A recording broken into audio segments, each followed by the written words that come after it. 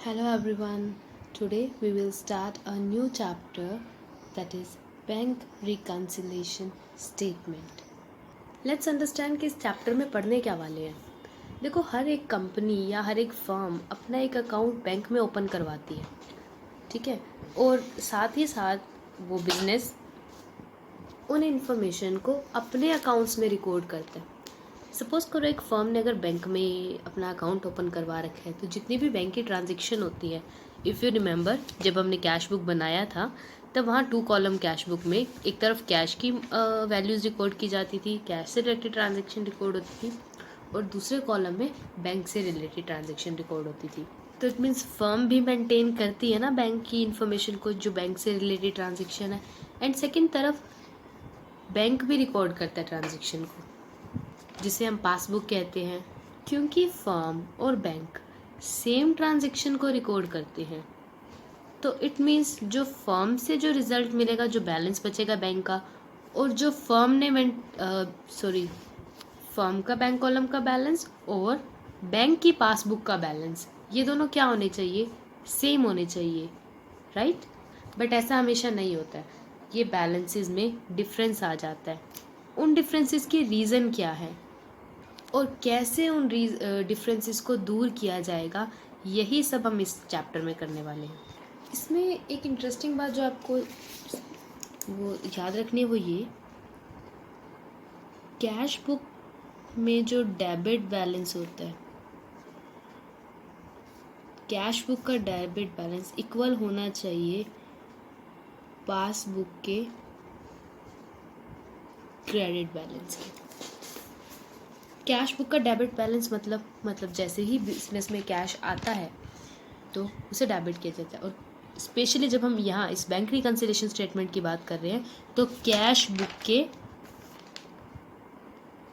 Bank column की बात कर रहे हैं, क्योंकि कैश बुक में 2 कॉलम बनाए जाते हैं, cash column and bank column, and in this we are talking about bank column. तो कैश बुक में बैंक का जो डेबिट कॉलम है, डेबिट साइड का कॉलम है, वो पासबुक के क्रेडिट बैलेंस के इक्वल आएगा. हमारे लिए डेबिट बैलेंस कैश बुक का फेवरेबल होता है, पॉजिटिव होता है, और क्रेडिट बैलेंस पासबुक का. इफ़ यू रिमेंबर, जब भी अकाउंट में पैसा अगर आप डिपॉजिट करवा के आते हो, तो आपको एक बैंक की तरफ से जो मैसेज रिसीव होता है वो ये लिखा आता है कि your account is credited with this amount. तो आपके अकाउंट को क्रेडिट कर दिया जाता है जब भी आप बैंक में पैसा डिपॉजिट करवा कर आते हो, राइट? तो यहाँ पर भी जब हम बैंक में डिपॉजिट करवा कर आते हैं तो हम ये कंसीडर करते हैं कि बैंक बढ़ रहा है, तो उसे डेबिट साइड दिखाते हैं. इसीलिए कैश बुक के बैंक कॉलम का डेबिट बैलेंस और पासबुक का क्रेडिट बैलेंस हमेशा क्या होना चाहिए? इक्वल होना चाहिए. अगर हम अपोजिटली बात करें तो कैश बुक का क्रेडिट बैलेंस कैश बुक के बैंक कॉलम का, ठीक है, बैंक कॉलम का क्रेडिट बैलेंस किसके इक्वल होना चाहिए? पासबुक के डेबिट बैलेंस की. Do you understand that? Okay. अब हम पढ़ते हैं कि क्या रीजंस होते हैं कि कैश बुक और पासबुक आपस में मैच नहीं करती है, इनके बैलेंसेस टैली नहीं करते हैं. There are various reasons. There are to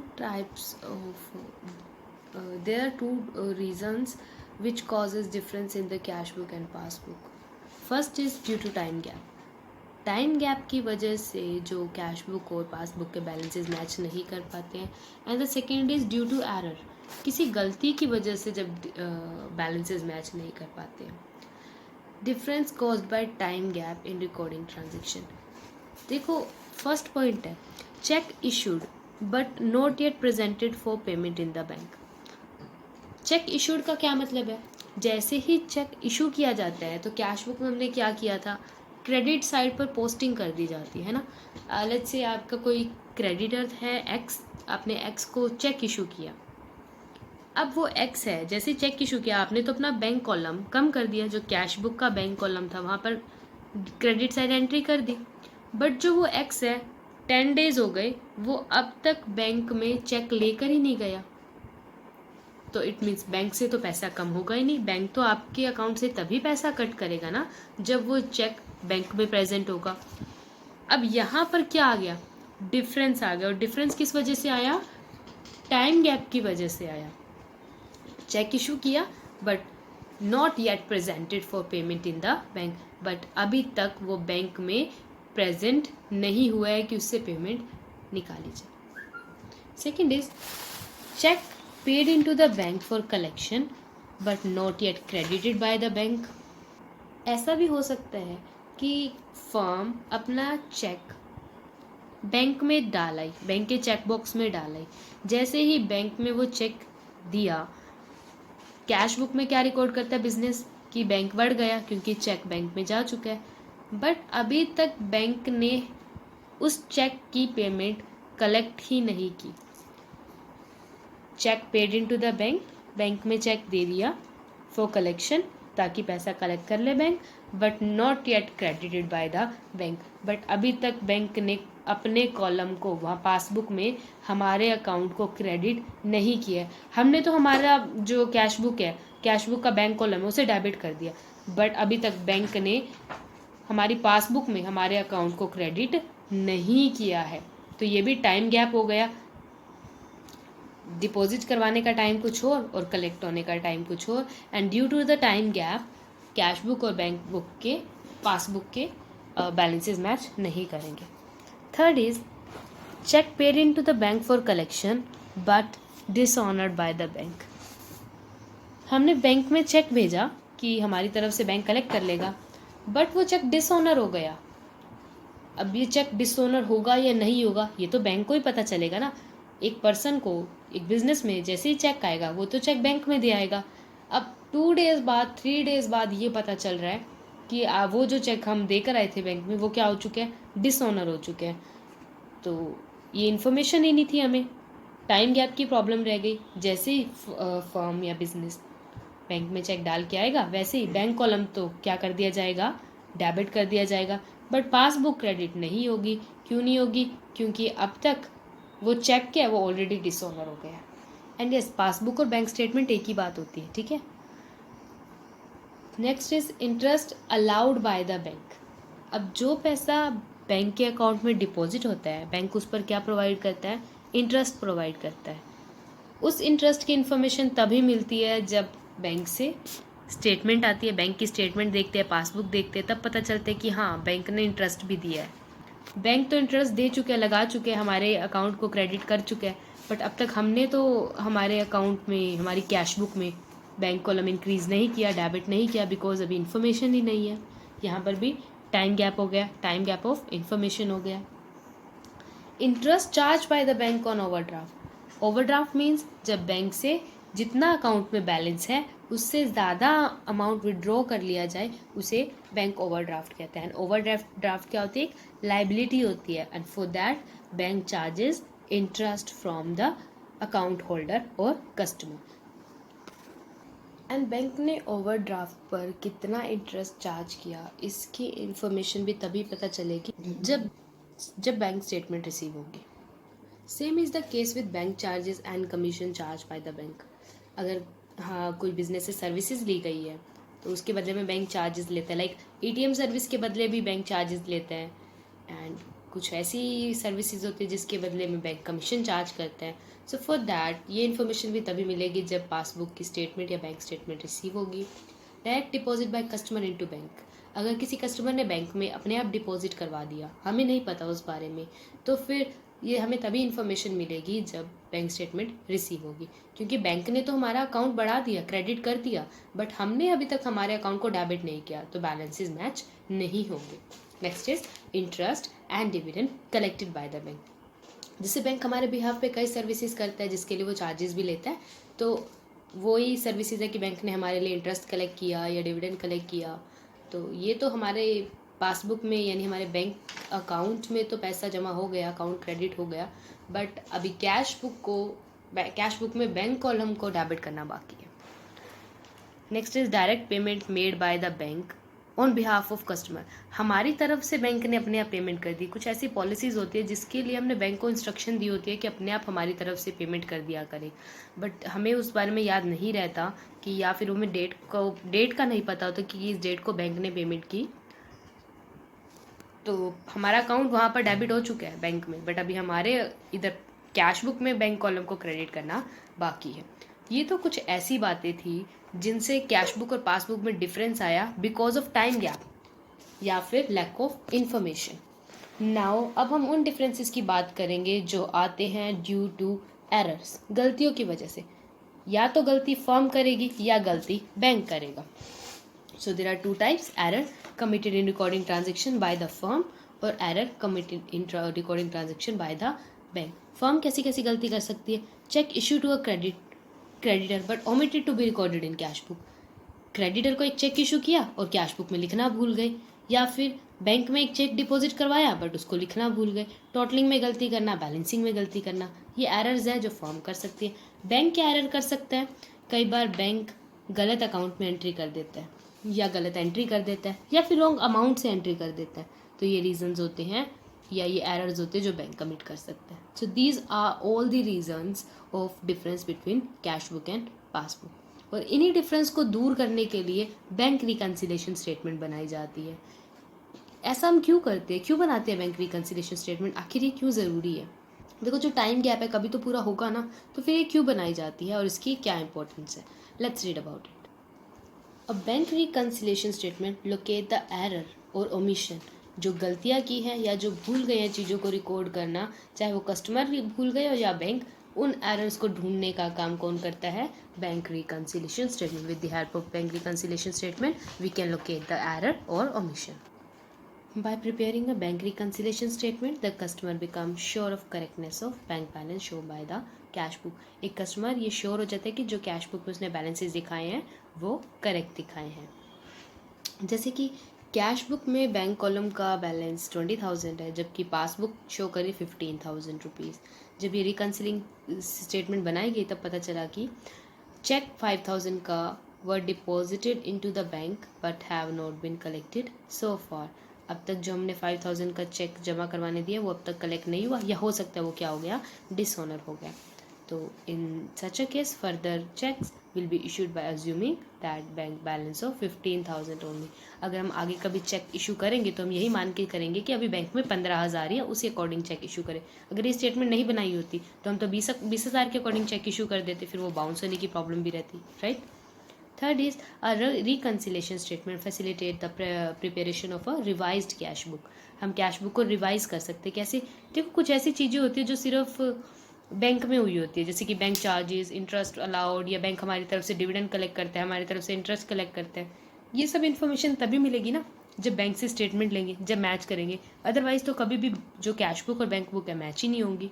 तो ऐसी स्टेटमेंट को, ऐसी ट्रांजेक्शन को रिकॉर्ड करने के लिए भी रिकन्सिलेशन स्टेटमेंट हेल्पफुल होती है। Fourth is periodic preparation of this statement reduce the chances of embezzlement of the by the staff of the firm और even that of the bank. Embezzlement होता है हेर फेर करना, मतलब फ्रॉड करना। तो ये ऐसी स्टेटमेंट फ्रॉड से भी बचाती है, क्योंकि हमें पता है कि कैश में कितना बैलेंस है, पासबुक में कितना बैलेंस है, तो इस तरीके से हम फ्रॉड से बच सकते हैं। एंड रिकन्सिलेशन स्टेटमेंट से हमें ये पता चलेगा कि इतनी डिले क्यों हो रही है चेक कलेक्ट होने में, व्हाट आर द रीजंस।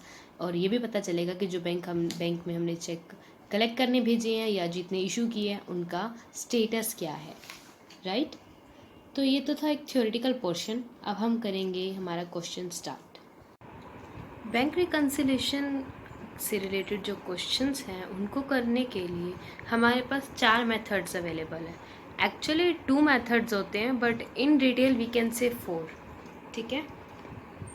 या तो आपको क्वेश्चन में कैश बुक का बैलेंस गिवन होगा और कहा होगा कि आपको इस बैलेंस को पासबुक के बैलेंस से मैच करना है, ठीक है। फिर हमें कैश बुक में चेंजेस करने होंगे अकॉर्डिंग टू द पासबुक, ठीक है। और या आपको कहा होगा पासबुक का बैलेंस यानी कि बैंक स्टेटमेंट का बैलेंस गिवन होगा और आपको कहा जाएगा कि आपको पासबुक में चेंजेस करने हैं और इसे कैश बुक के बैलेंस के इक्वल लेकर आना है। आई नो थोड़ा सा ट्रिकी साउंड हो रहा है बट जैसे जैसे हम क्वेश्चंस करेंगे बिल्कुल क्लियर होता जाएगा, ठीक है। तो अब जो हम करने वाले हैं, जो क्वेश्चंस हम स्टार्ट करेंगे वो करेंगे कैश बुक के बैलेंस से। एंड कैश बुक का बैलेंस फेवरेबल भी हो सकता है एंड अनफेवरेबल भी। जब हम बात करें कि कैश बुक के बैलेंस की तो आपको समझ लेना है we are talking about bank column of cash book, क्योंकि जो कैश बुक का कैश कॉलम होता है वो तो हमेशा ही फेवरेबल बैलेंस देता है, बट जो कैश बुक का जो बैंक कॉलम होता है वो अनफेवरेबल बैलेंस भी दे सकता है। इट मीन्स ओवरड्राफ्ट की सिचुएशन भी हो सकती है। So let's start our question first. This is the format of bank reconciliation statement. एक तरफ आपको पर्टिकुलर का कॉलम बनाना है, एक तरफ प्लस आइटम, मतलब जिन ट्रांजेक्शन्स की वजह से पर्टिकुलर अमाउंट में ऐड किया जाएगा, और साथ में एक कॉलम बनेगा माइनस आइटम्स। तो जो फर्स्ट कुछ टाइप ऑफ क्वेश्चंस हम करने वाले हैं, उन क्वेश्चंस में हमें कैश बुक का बैलेंस गिवन होगा, ठीक है, और हमें इन इफ़ेक्ट्स के बाद पासबुक के बैलेंस तक पहुंचना होगा या फिर पासबुक का बैलेंस पता करना होगा। अब कैश बुक के बैंक कॉलम के दो बैलेंसेस हो सकते हैं। हो सकता है कि रिसीव ज़्यादा हो, यानी कि डेबिट कॉलम का वज़न ज़्यादा हो, तो अगर डेबिट साइड हैवी होगी तो बैलेंस कौन सा बचेगा, डेबिट बैलेंस, और बैंक का डेबिट बैलेंस मतलब फेवरेबल बैलेंस। हो सकता है कैश बुक का अनफेवरेबल बैलेंस गिवन हो। हावेवर अभी हम क्वेश्चंस फेवरेबल के करने वाले हैं, तो हम फेवरेबल के बारे में ही पढ़ेंगे। ओके, अब दूसरी बात जो माइंड में रखनी है, क्योंकि कैश बुक का बैलेंस गिवन है और हमें पासबुक के बैलेंस तक पहुंचना है, तो सबसे ज़रूरी बात ये होती है कि चेंजेस कैश बुक में किए जाएंगे, अकॉर्डिंग टू पासबुक किए जाएंगे, ठीक है। चेंजेस किस में करने, सारे चेंजेस कैश बुक में करेंगे और अकॉर्डिंगली पासबुक। हमें ये नहीं सोचना सही क्या है गलत क्या है, ये नहीं सोचना ये तो ऐड करना चाहिए था, ये तो ऐड नहीं करना चाहिए था। अगर माइंड में ये चीज़ रहेगी फिर क्वेश्चन कभी क्लियर नहीं होगा। इसलिए माइंड में ये रखना है बस कि कैश बुक को चेंज करना है और किस अकॉर्डिंग करना है, पासबुक के। Let's see illustration first. On 31st March 2020, the bank balance as per Rajesh Chauhan's cash book was 17,280 rupees. Rajesh book की कैश बुक के डेबिट बैलेंस की यानी कि जो बैंक बैलेंस है वो कितना शो कर रहा है, कैश बुक 17,280। अगर कुछ नहीं मेंशन, पॉजिटिव बैलेंस है, नेगेटिव बैलेंस है, वैसे भी पॉजिटिव ही कंसिडर करेंगे, बट यहाँ पर तो क्लियरली मेंशन है debit, it means positive balance. On comparing the cash book with the passbook following differences were found. ये डिफरेंसेस मिले। तो फर्स्ट ऑफ ऑल बैलेंस किया 17,280, इसे राइट करेंगे यहाँ पर, लिखेंगे यहाँ debit balance as per cash book. अगर हम कैश बुक का बैलेंस लिख रहे हैं, गिवन है, तो कैश बुक क्योंकि फेवरेबल है इसलिए इस अमाउंट को प्लस आइटम वाले कॉलम में दिखाया जाएगा। अगर अनफेवरेबल होता तो माइनस में। 17,280 रुपीज़ है, यहाँ शो करेंगे 17,280। अब स्टार्ट करते हैं transaction one by one. First is cheque for 8,400 sent for collection have not been cleared by the bank so far. हमने बैंक में 8,400 का चेक भेजा कि बैंक उसे कलेक्ट कर ले, मतलब चेक डिपॉजिट करने के लिए भेजा गया। Okay, have not been cleared by bank मतलब अभी तक बैंक ने उस अमाउंट को डिपॉजिट नहीं करवाया। अब देखो कैश बुक में ये अमाउंट हम ऐड कर चुके होंगे, बट क्या पासबुक में ऐड हुई अब तक? नहीं, पासबुक में अभी तक ऐड नहीं हुई क्योंकि बैंक ने अभी तक अमाउंट ही कलेक्ट नहीं किया। चेंजेस किस बुक में करने हैं? कैश बुक में। किसके अकॉर्डिंग? पासबुक में। अगर पासबुक में ऐड नहीं हुई तो कैश बुक में भी ऐड नहीं करनी, ठीक है, क्योंकि हम बैलेंस मैच करने की बात कर रहे हैं ना, इसलिए नहीं करनी चाहिए। अगर नहीं करनी चाहिए तो ये अमाउंट जब हम ऑलरेडी ऐड कर चुके हैं उसे क्या करना पड़ेगा? माइनस। इसलिए जो ये फर्स्ट पॉइंट है इसका अमाउंट आएगा माइनस कॉलम में। यहाँ क्या लिखेंगे? Cheque sent for collection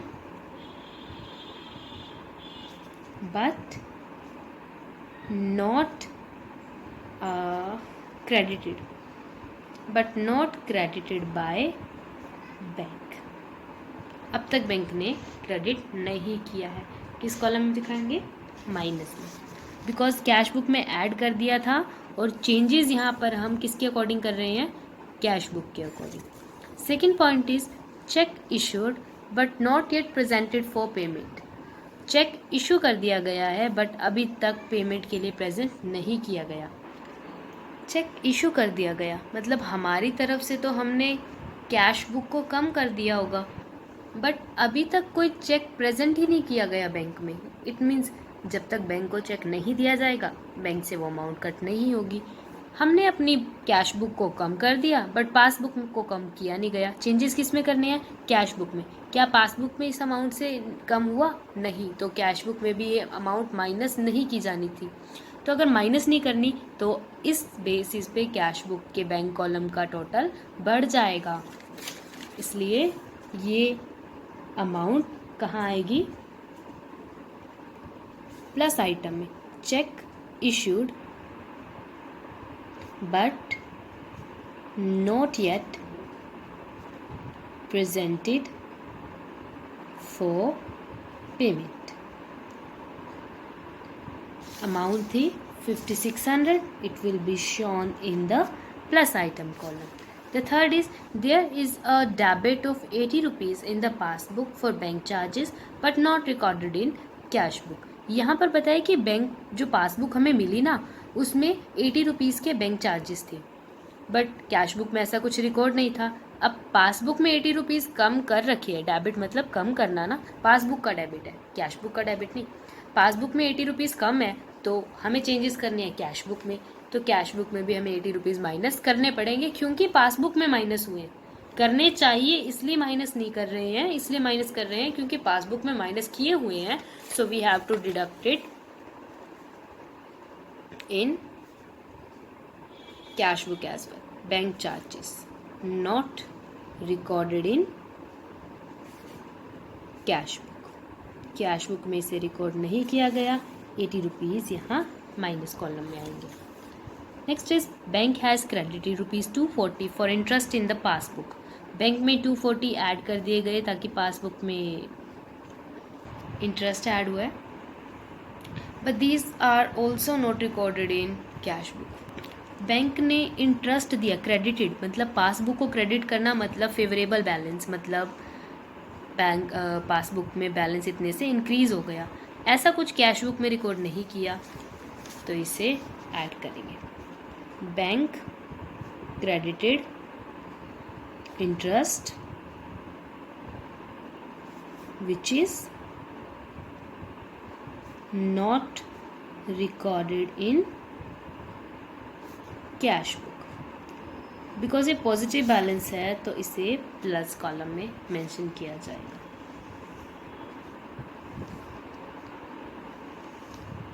next है A customer deposited 2000 directly in the bank but these were not recorded only in passbook। Customer ने सीधा बैंक में जमा करवा दी जिससे पासबुक में तो एडिशन हो गई, बट कहाँ ऐड करना रह गया, इसे ऐड करना रह गया कैश बुक में। जब पासबुक में ऐड कर दिया तो कैश बुक में भी करना पड़ेगा।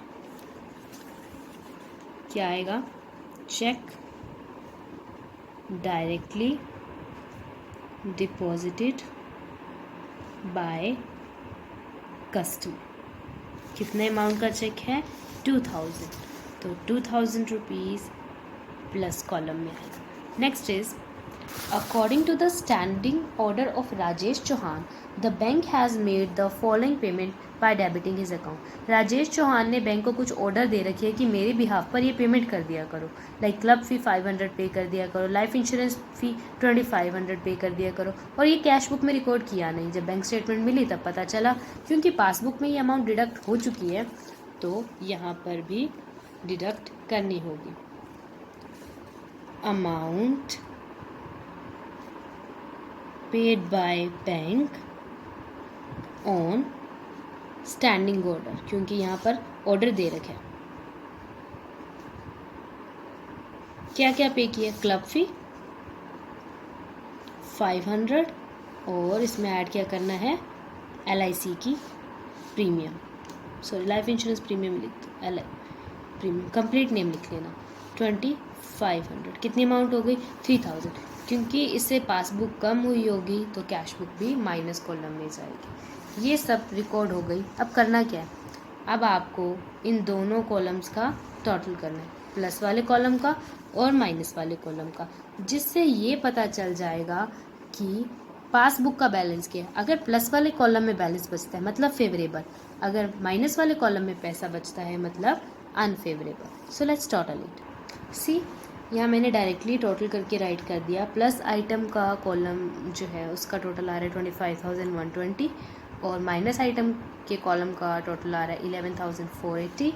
यानी कि कौन सी ज़्यादा हैवी है? प्लस वाली साइड हैवी है ना, तो प्लस वाली साइड मतलब favourable balance. Favourable balance as per passbook. Favourable balance as per passbook मतलब डेबिट या क्रेडिट?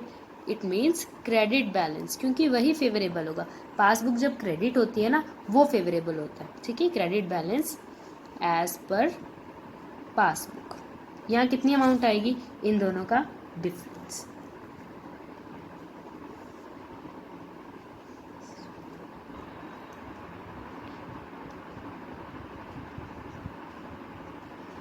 तो कितना अमाउंट आ रहा है, यानी कि पासबुक में कितना बैलेंस शो हुआ होगा? 13,640।